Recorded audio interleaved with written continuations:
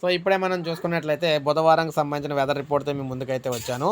So బుధవారంకి సంబంధించిన weather report మనం చూసుకున్నట్లయితే ఇక్కడ శ్రీలంక, తమిళనాడు ప్రాంతంలో ఒక అల్పపీడనం ఏర్పడినట్టుగా తెలుస్తుంది. క్లియర్గా ఇక్కడ మీరు చూసుకోవచ్చు. శ్రీలంక, తమిళనాడు ప్రాంతాల్లో అల్పపీడనం అయితే కొనసాగుతున్నట్టుగా తెలుస్తుంది అనమాట. సో ఇక్కడ చూడొచ్చు మీరు. సో ఇప్పుడే మనం చూసుకున్నట్లయితే ఈ విధంగా ఎక్కడంటే ఇక్కడ మీరు చూడొచ్చు శ్రీలంక ప్రాంతంలో ఒక అల్పపీడనం అయితే ఏర్పడింది అనమాట. ఎందుకంటే ఈ మధ్యలో సునామీ అయితే రావడం అయితే జరిగింది కదా. సో ఈ ప్రాంతాల్లో అయితే అల్పపీడనం ఏర్పడింది. అయితే మనకి ఏపీ, తెలంగాణకి సంబంధించి బుధవారం ఎలా ఉండబోతుందంటే ఏపీ, తెలంగాణలో బుధవారం ఎండలే కాయబోతూ ఉన్నాయి. సో ఆ ఏదైతే అల్పపీడనం ఎఫెక్ట్ ఉందో అది శ్రీలంకలో ఉంది. అది మనకి మ్యాక్సిమం వస్తే తమిళనాడు వరకు వచ్చే అవకాశాలు అయితే ఉన్నాయంటున్నారు. సో ఈ నేపథ్యంలో ఏపీ, తెలంగాణ మాత్రం పొడి వాతావరణం అయితే కొనసాగబోతోంది. ఏ జిల్లాలో చూసినా కూడా మనకి పొడి వాతావరణం అయితే ఉండబోతుంది అనమాట. వర్షాలు అయితే వచ్చే అవకాశాలు అయితే లేవు.